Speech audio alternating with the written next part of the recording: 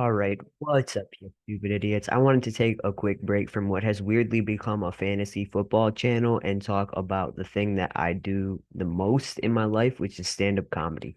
I host an open mic every single Monday. I produce 3 to 4 shows throughout a month, which means I'm booking shows, which means people come to the mic, try to impress me so I can get booked, which is pretty cool. But that's not really how I started or where I started. I started basically bombing. Like I remember, giving time back to the room because I couldn't get a single laugh and I just felt horrible. And then I would disappear for months on end, come back with like another 2 minutes that barely worked and be like, I suck at this and I'm never doing it. It's like you don't suck at it. You just need some basic stuff. So let's talk about it. I prepped a little bit to just give, some stand-up comedy one-on-one. So let's get it because we might as well. All right. I use they, them pronouns. It is what it is. I've read a lot of jokes about it because that's just who I am as a person. So my number one rule in comedy is be true to yourself and write shit that's actually true to your experience. Stop trying to write about other people's experience, punching up, punching down, just especially when you first start out before you get a good grasp on it as a craft. Just write about your own self. Like, don't worry about everybody else for a while. Let's talk about like common courtesy stuff that I didn't pick up on for a while, and I think you'll low key make enemies by not knowing this, but like no one tells you, so that's why I'm about to tell you. Um, it really doesn't matter how funny you are. Like at the end of the day, just don't be an asshole. So here's how to do that. Number one, show up on time to sign up. Like this thing really irks me a lot as an open mic comedy host. Like when you text or message the host asking to add you to the list, like just don't even put the host in that position. Like it can build some weird tension and bad energy. And like you might be like feel like you're best friends with the host. Oh my God, they love you so much. They'll always add you to the list. But like it's annoying for everyone else too. And you don't want to make enemies like that, right? Obviously, there might be exceptions. Like for me as a as a host, like if somebody's traveling from really far and is a really established comedian, they can always message me to get on the list because that's different. Like your headline and stuff, you're like, I'm gonna just be in the area. I want to come try some new stuff. Is it cool if I come on? Yes, for sure. But you're new, you barely have 5 minutes. You're not messaging me to get on the list. That's not happening. Even if you're established and you barely have 5 minutes, like no, like no, don't do that. Stay to the end or as much as possible, basically. Like it's a real bad look if you just do your set and then you immediately leave. It's not a good look. Like that, I don't want to book you if you're doing that. And ultimately networking is how you get booked. Connections go a really long way. So the people I end up able to give feedback to that are able to grow and change the fastest are the people that come early, stay late. You know, it's not always possible, but that's what you want to, if you really are looking to get booked and to grow quickly, like that's what you want to do. You want to come early and you want to stay late. I'm gonna make myself smaller so I think y'all can hopefully see this a little better. All right. If you're recording, just don't be an asshole about it. Recently, I have someone who comes to my mics who is like a hustle grind type of person who's always trying to record everything. And like, she'll literally like set up her camera during the person before her set in a way that's actually disruptive. It's like that person waited for their turn just like you. And that person also like deserves to get the respect from everyone else. And like she'll be like knocking over her camera, like, making like it's like she's making a whole scene, she's making everything about her while this other person is up on stage. Like that other person is also there working out their stuff. Set up your camera in a way that's mad chill. If you know you can't do it in a quiet way, then get there mad early and set it up mad early. Like, and just don't be an asshole about it. It's an open mic. You're not gonna get like life-changing footage. You're doing the same 5 minutes you did last week anyway at this person. Like, okay, like yeah, I agree with recording. I think recording is you should do that, but just don't be a dick. Um, and then on the same vein as don't be a dick, like pay attention to other people as much as possible when they're up there. This can be toxic for me sometimes because people have very bad opinions and ideas, especially about LGBTQ people in a way that really makes me want to murder. But again, don't do that. But like within reason, you want to give respect. So I try if I do go to open mics, which I really don't any like once you start getting booked and paid to do comedy, it's just really hard to go listen to open micers who are just so bad and just really think that they're right on the edge. And it's like, no, you're just like bad. You're just spewing hateful things that are not even funny. Your angles are not funny. You're making two people in here laugh who have the same exact material as you. Like none of you are original or unique. And then there are some open micers who are freaking fantastic that are gonna blow up eventually. They just need to like, stay, do the hustle grind thing, and they're doing it. So what I recommend is a few sets before and after yours. Like that's the bare minimum. Like if you truly cannot stay for a couple sets after yours, like just don't even go that night. I've been to some mics in New York that are really, really long, and so it might be like scheduling is tricky, but like at the end of the day, you want to go, you want to watch a couple people before you. That helps you get a read of the tone of the room and how the crowd is doing, and you want to stay for a couple people after you, just out of respect. You don't want to do your set and then bounce. Like there's really no reason for that, especially at open mic. And this one might be the most important, like buy drinks and tip the bartender. I don't know. I don't think this is the most important, but it really is up there. If you want to sustain an open mic, that's how you do it. I have a lot of open micers that are sober. And you should be able to be, I'm sober, but there are drinks you can buy. And then when you buy that drink, you tip the bartender. That's how you continue to build a sustainable comedy community in your area. That's how you get back to it. You're showing up to a space where literally all you have to do is be there. There are people there that have to make that whole thing happen, do the promo, make sure the audio is good. Like there's a lot that goes into it happening behind the scenes that if you're a new person to comedy, you don't even think about it because why would you? You've never done it. But I trust me, trust and believe that to make and maintain and hold a good mic takes a lot of work, and the least you can do it is buy one drink. If you can buy two, three, you really should, and then always tip the bartender. Mind the light, okay? If you're new, they're not taking a picture of you. They're flashing you a light to say, get the fuck off, you have a minute. Or you have a minute. You don't gotta get the fuck off. But if you see a lot of lights, like go, just go. I didn't know what a light was when I first started, and I really thought that the host was kind of flirty with me, so I really thought that they were just like taking my picture.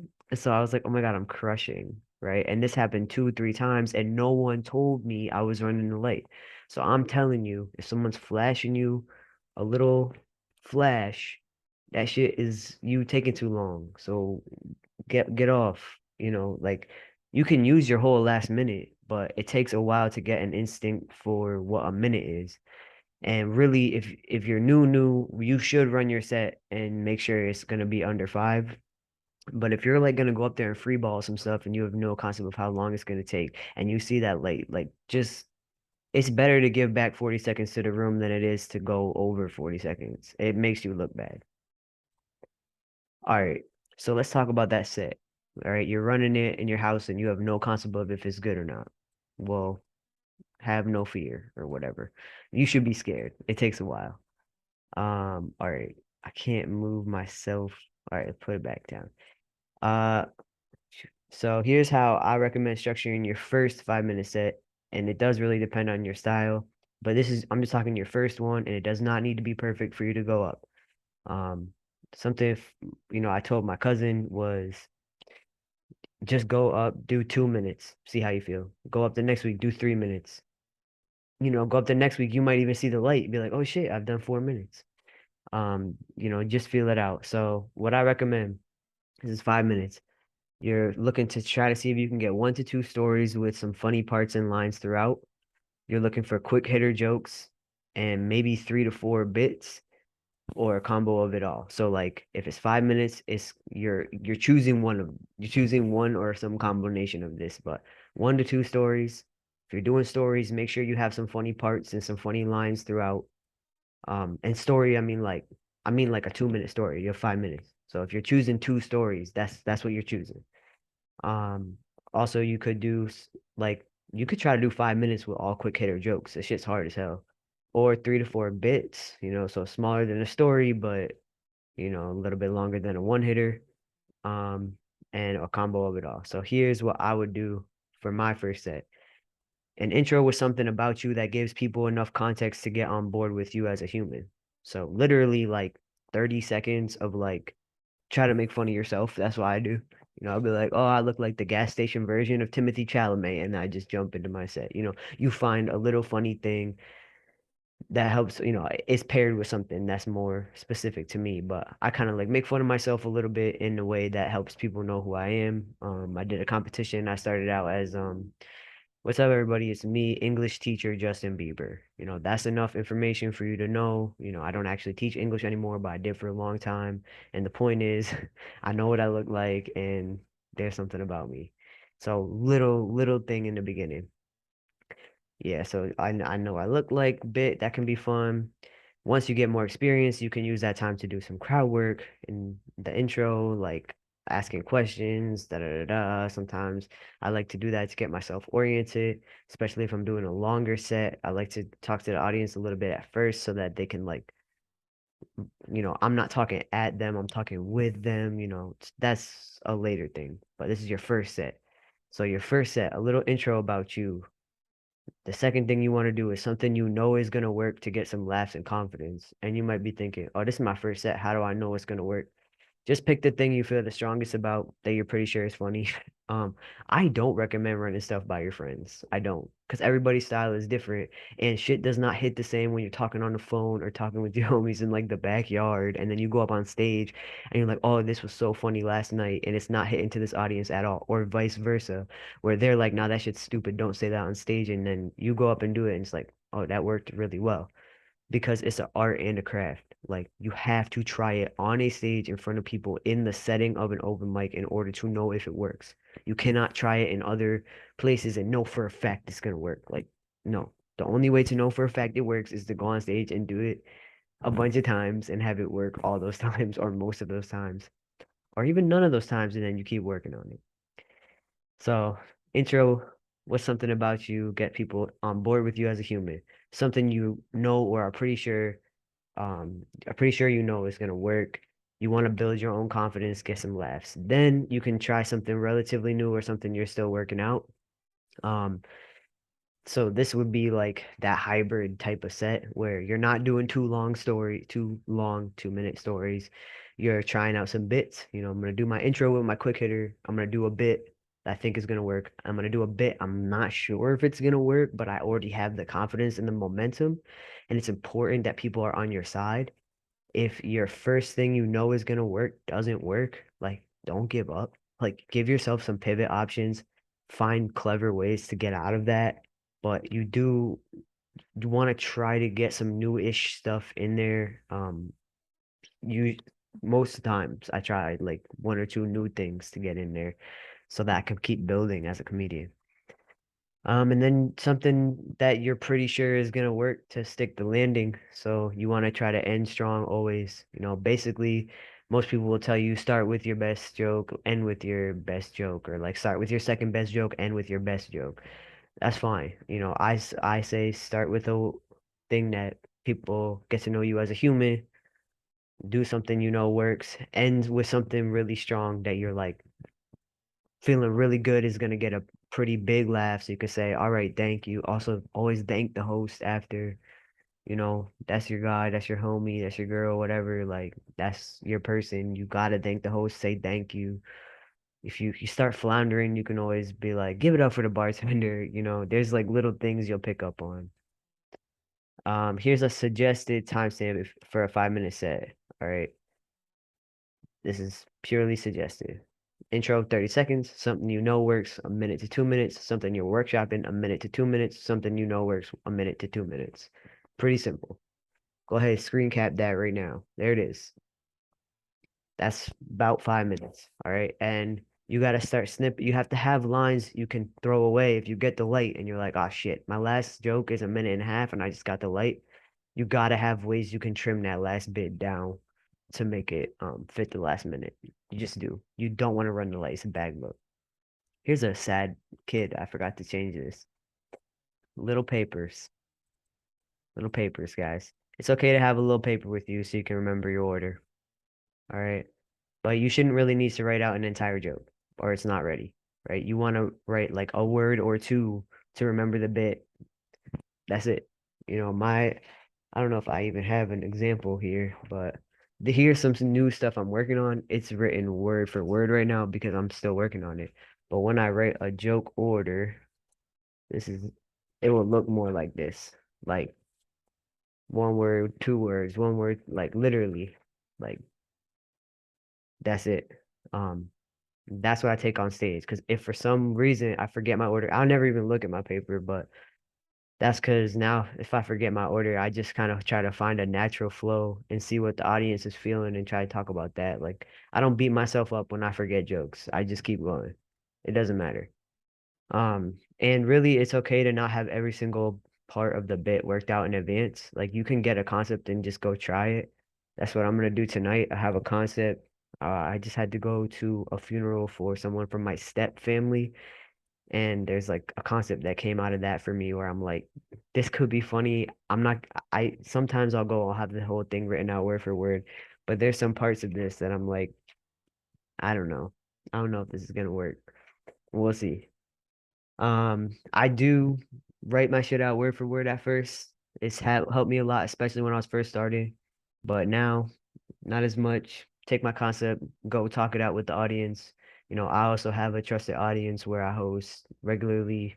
Um, and then when I'm producing and hosting shows, I don't really go and try new stuff too much, but certainly when you get to a certain point, if you're hosting and something happens to you that day that's just crazy funny and you know it's gonna be funny, you don't need to censor yourself. Be a comedian, make people laugh. That's what you do. Um, Real quick, I don't like how this be highlighting shit. Ah, you don't have to address the fact that you have a paper. I see this happen all the time. Comics don't care, and non-comic audience members are just impressed you're up there to begin with. I see so many new comics go up. Oh, forgive me, my paper. Oh, my paper. Oh, what does this say? I don't know my paper. And like I used to do that so bad. Oh, my paper, my paper. No one cares. Comics don't care. Everybody's there working out shit. It's an open mic. No one cares. Non-comic audience members are like, wow, I can't believe you're on stage. It's no one cares. The other thing I do, I don't know if you can see them back there. You can kind of see them. Those are my chart papers. I'll turn real quick right here. I have big giant sticky chart papers and I write my stuff out sometimes word for word in different colored markers as a way of using kind of like a memory palace because it's spatial awareness too. You remember where your arm was, how high it was when you were writing it out. So you're like, okay, I'm on that part of the paper. I'm gonna go there.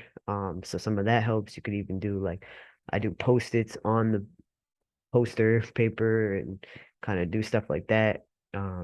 If you're really struggling with memorization, I could go into that more too. So comment if you want to know more about how I work with that.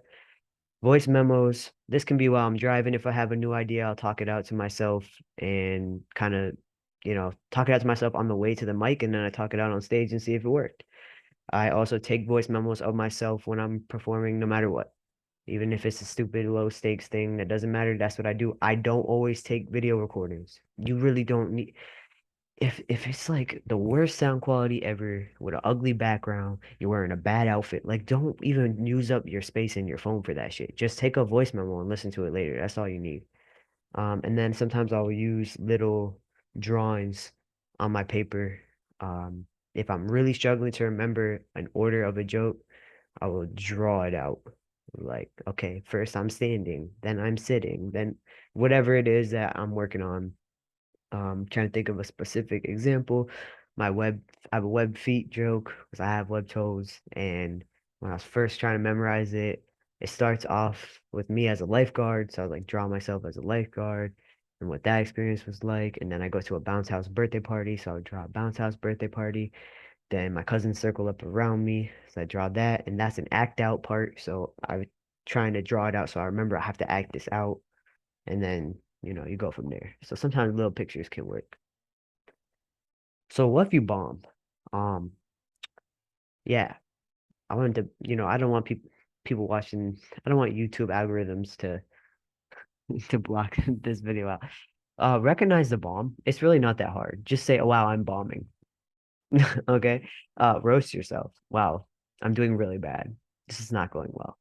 I promise if you're going up there earnestly doing your best and not getting a single laugh and then you say something like this, you're gonna break the tension in a way that no, it doesn't matter how good the next joke is, it's not gonna be as funny as you just saying, well, that sucked. People will laugh because it's you're breaking the tension. You're going against what's expected. People are expecting you to power through somewhat or to, but yeah, this don't yell at the audience, okay? This is I just every time I see a comic bombing and yelling at the audience for it, like shut the fuck up, that's funny, you're stupid. Like, that's funny, you're stupid, da da da. Like unless you're really, really established, and even then, I just don't like it. I don't think audience members like it either. It's not their fault you're not funny to them in that moment. Like even if the joke works other places, you don't know what you don't know. You don't know why that joke isn't funny to that room. Okay? Like you could be making a joke and everybody in the room knows something that you don't, right? Because people are regulars at places. People know things, or like like groups of friends have things going on that you don't know about.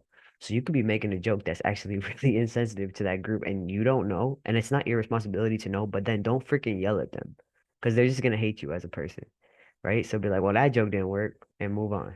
That's it. Um, and sometimes if I have a joke that has worked historically well in certain rooms, and then I go to a certain different room and it just like won't work, I'll just ask somebody there, like, why isn't this joke working here? Like, is there something I don't know? You know, I had this happen at the Portland, Maine comedy festival. I do this bit and I say like this thing about bathrooms, like there's usually a good Samaritan in the bathroom that's like, "Excuse me, son, I think you're in the wrong restroom." Right? And then I usually point to somebody in the audience and I'm like, "No offense, but it's usually somebody just like you." And I'll point, it's usually like an older woman. And when I do that, I've been noticing that I lose the room a little bit. And I'm like, why is that? Because it used to always work really and like kind of be funny. But I realized one, it only works with a really big crowd, where it's kind of like everybody's laughing together. But then two, it's at the expense of that person, so it is like not fair. And I asked the woman I pointed to, I was like, I noticed like you got to she basically felt like it was ageist, like I was being ageist. Like I was stereotyping her saying she would do that. Which like yeah, she is the type of person who would do that. That's just fucking true, right? But the bottom line is I just cut that. Like I don't do that part anymore of like pointing and saying it's usually someone like you because it doesn't even get enough laughs to make it worth it. It's just not worth it at the end of the day. So I had to ask her and get that feedback and she was like, "Yeah, I felt like you were like singling me out because of my age." And I didn't even think about it like this, but like she was like the oldest person in the room. And I was like, that was not what I was doing at all. Like it basically in retrospect it seems really obvious, like it seems really obvious not to do that, but I needed to ask somebody to find out. I bet there's shit in your jokes that are really obvious to other people you shouldn't be doing that you just don't know because you gotta ask sometimes. There's dudes that come and do shit that's transphobic, homophobic, queerphobic, all this all the time. They don't even know because there's like these straight white dudes who just like don't think about anybody but themselves, they don't think about like, oh, other people have other perspectives. And I did that in that moment with that joke over and over, really, of not thinking about like, and the lady was talking about like the okay boomer movement, she's like, we get enough from that when I was like this, it was so hard not to be like, okay, boomer, like right in that moment. But that wasn't the point. The point was I got the feedback I needed. I understand how that joke could have been just actually harmful rather than funny. So I don't do that specific part anymore. Even though it's true, I had to I had to bite that, and that's gonna be the case for you. There's gonna be shit that you're like, well, it's true, so I should do it. It's like, no, it's about maximizing your laughs and being funny. So sometimes something might be true, but if it's gonna alienate a significant part of your audience and make you lose laughs, it's just not worth it. That's my opinion. You can ask the audience why they don't think a joke is funny. I've done this before. Um, I did I can't remember what, oh, I do this thing, about my gender. I define my gender like the expression you are what you eat. And then everybody like laughs because whatever. And then I'm like, I'm hardly anything, right? So the, the joke is like, I don't really eat that much. And also I don't really have a gender. And sometimes it doesn't get laughs. And one time I asked like, why didn't y'all laugh at that? And they were just like, it makes us sad to think that you don't eat enough. And I was like, oh damn. I had this other joke. Growing up, I was just a young girl with the face of a grown man. I think it's so funny, specifically with the inflection and tone and pacing I'm using when I'm up there. And it stopped working. And I was like, why did it stop working? So I asked the audience, and they said, this lady was like, well, it's just really hard to picture it. So it takes them because I'm saying, growing up, I was just a young girl with the face of a grown man. And it used to get a big laugh right then. And then it just stopped working. So I was on a booked show and I was like, okay, can you be honest? Like, why isn't that funny? And this lady was just like, yeah, it's just really hard to picture it. So that was so helpful. And like when you're still trying to grow and change, there's no reason not to ask. You know, you can ask your friends, but they might not know because they've heard you do maybe the same joke over and over. Might be better off just to ask an audience member. I don't know. Honestly. Sometimes they're gonna say stupid shit that's not true, but at least you get an answer. Here's how to get better. Write shit that's true to you and comes from your lived experience. That's gonna be funnier than some observational shit that punches down just to punch someone, you know? Like we can stop like writing about whole groups of people in a way we think is funny. Like it's it's not 2004. It's not 1982. Like write about your own shit. People want to hear your perspective. Practice, go to open mics, practice in advance of those mics if you're really struggling, you're not doing well at mics. Keep running your set on your own till you feel confident about it, then try it, then read the room. People aren't laughing. It's probably time to either rewrite something, get some feedback or something. People aren't laughing. You need to take that seriously. Record. So sometimes video is good, sometimes just a voice memo. We talked about that. If it's really loud in there, really high ceilings, mic sucks, bartender's talking really loud in the back, like you don't need to take a video. Take a voice memo you can just listen to later on the way home and see how you did. So after you're listening to it back, hear where you're getting the laughs. Sometimes when I'm up there, it's hard to actually hear where the laughs are. I'm in my head so much that I'm not even hearing how much the room is laughing because I'm just thinking about, it's not as much anymore, but especially when I first started, it was like I was thinking about like, did I deliver that right? So I wasn't even able to soak in, was the joke hitting?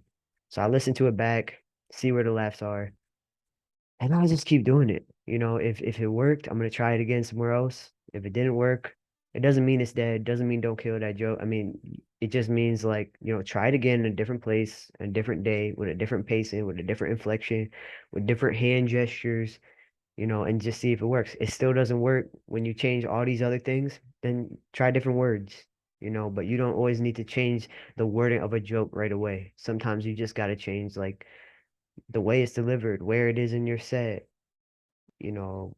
There's so many things that can make a joke hit or miss. So just keep trying it over and over till you get it to be where you feel like it's the funniest. Yeah, please, for the love of God, I can't tell you how many new people I have doing this. Don't write a whole new 5 minute set for every mic. I can't book you. If every time you go up on the mic you do 5 brand new minutes, like I literally can't book you. So don't do that.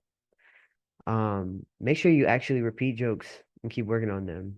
It's the same basic idea, but if every time you go up you do something brand new, how are you gonna get better on the stuff that you started? Granted, sometimes throw something away, put it away for 2 months and come back to it later. Sure, but you gotta try stuff again to keep working on it. Try your jokes in different orders. Take that set you did last week, just reorder it, see if it goes differently. If one joke that didn't really hit and you thought it would can do better first than last, you know. And then study joke structure. I'm gonna do a video on this, but you basically just want to learn what makes something funny. Um, that will help you at first a lot. So yeah, do that shit. Watch professional comedians and take notes on what they're doing that works. Every professional comedian has something that they're like next level expert at that like puts them on Netflix, right? Like people get a following for a reason. And some of it is, if you're Pete Davidson, you're dating the right person at the right time, and now you have a special. But he got where he was on SNL for a reason, and honestly, it was probably his character work. It was just like his delivery, his his posture, the fact that he's, his look, his vibe, you know, the way his delivery, the way he's able to play different characters, the types of characters he plays. He's got this nonchalance to his delivery. He can do these voices. He's got this vibe that I think. And then you mix that with like I want to say great comedy writing, but really solid comedy writing, and you got like a superstar. Plus he's cute, so then he dates the right person, then he makes it.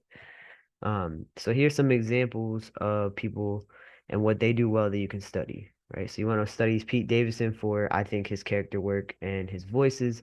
His newest special, he does a lot more storytelling. I don't like his storytelling as much as I like John Mulaney's. So I would study John Mulaney for anecdotes and storytelling, the way he tells his stories, the way he has funny one-liners in there throughout that keeps you hanging along. He does voices too, so you're in it with him throughout. That's what I would study for storytelling is John Mulaney. I would study Storm Artis for crowd work and rhythm.